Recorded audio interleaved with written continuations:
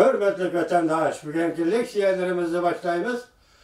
Leksiya dese de Radio Rosie, Washington'dan sözdeyimiz.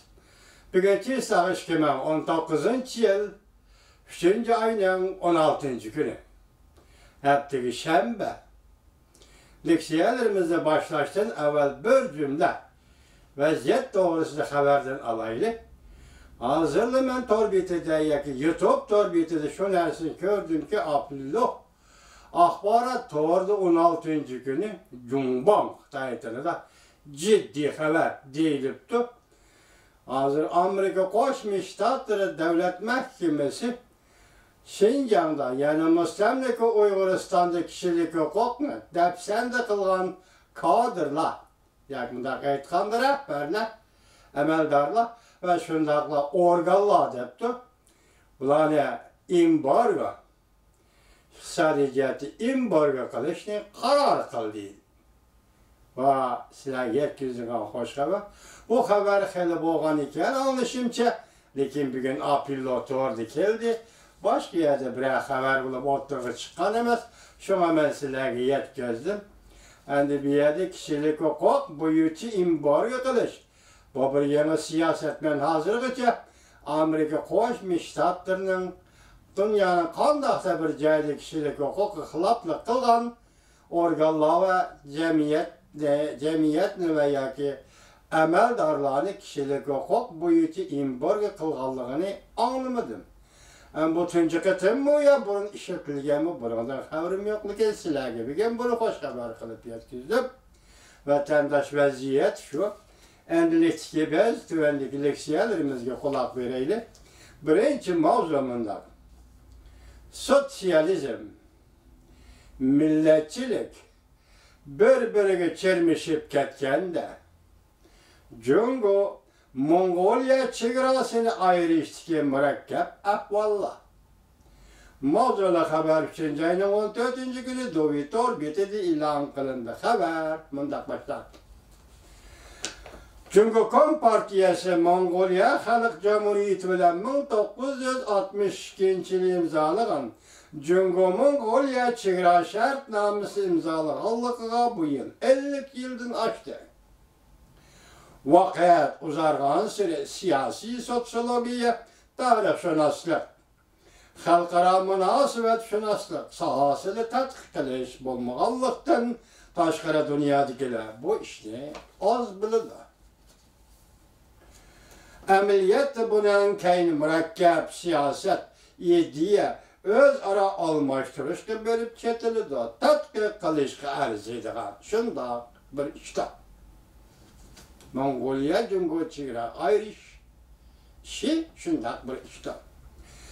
Shu yer vaqti 3. ayning 13. kuni Tayvan Shinjo qatnash universitetining taklifi bo'yicha Amerika Virginia shtati universitetining David Den Sharqiy Osiyo tadqiqot o'rnining professori Liu Shaoyuan millat, sinf, Devletden birligi Jungo Mongoliya chegaralarını ayirishdan baş ahiri.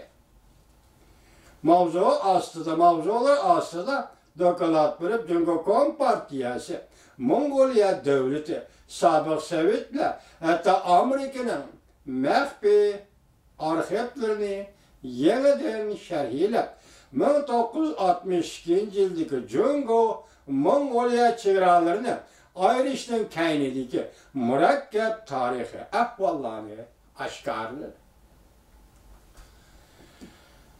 Jungo Mongoliya chegaralarini ayirishdan murakkab masalalari har qaysi taraflarning ish faoliyatlariga berib ketiladi.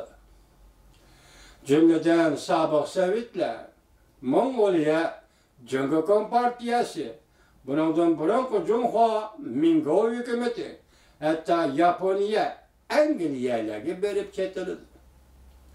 Bundan burungi Mongoliya chegaralarini tonish va uning yoshirin ma'nosi Jungoning qo'shtirnoq ichidagi Jungoning doirasiga qaratilgan pozitsiyalarni o'z ichiga oladi. Buning ichida professor Liu Shaoyuan avval tilga algan Sabık Sovetlerinin meydanı idi. Sabık Sovetler ezelden Cungo tarafdaki Işki Mongolia bilen Taşki tarafdaki Taşki Mongolia devletini farqlantirish göz qarashida ching turibdi. Nozik masala shu yerda. Mongoliyani ikkiga parchalab Stalin Jungoga setib berayotdi, yerimini o'zi oladimi? Yoki nima ko'z qarash? Buni bu yerda Leo professor aytib tashlamagan.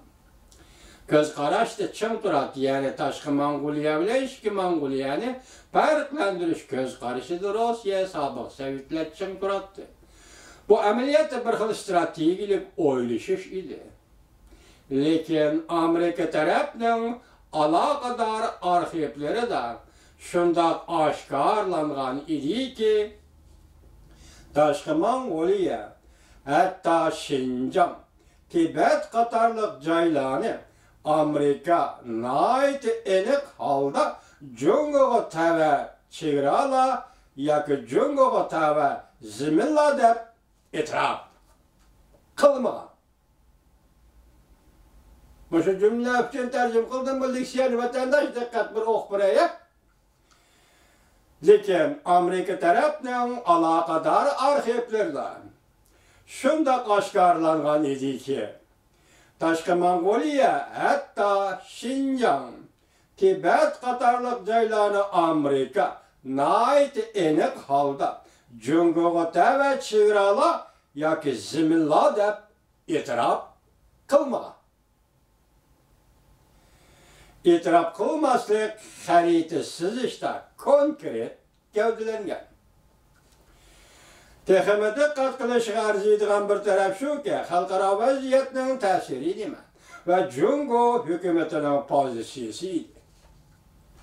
1945-yilning dastlabida Sovetlar ittifoqini Yapon qarshi urushga qatnashtirish uchun Amerika, Angliya, Sovetlar o'z davlat Qrimning poytaxti, Qrimning shahri kechiringlar, Yalta shahrida xalqaro Yalta yig'ini ochib, Yalta maxfiy shartnomasini imzolab, tashqi Mongoliyaning hozirgi holatini saqlashni belgiladi.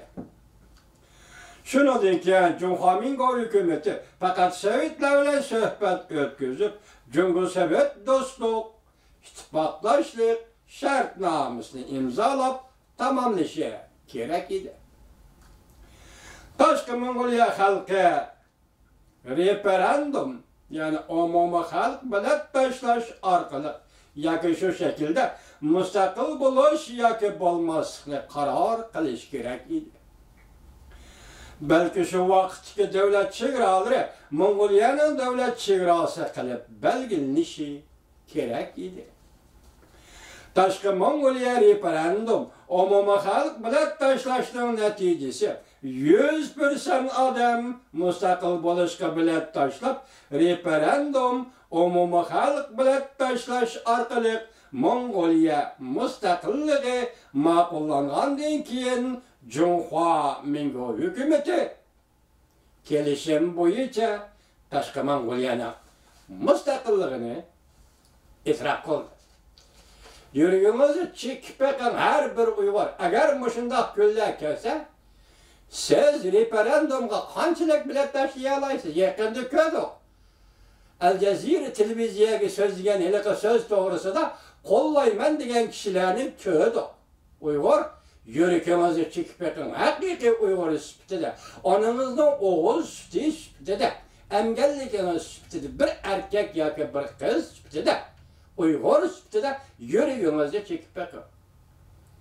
Mongoliyada shu vaqtda 100% odam, shu vaqtki zamonda internet yo'q, torbiti yo'q, shu vaqtki zamonda Mongoliyada 100% odam mustaqillik uchun referendum bilet tashladi.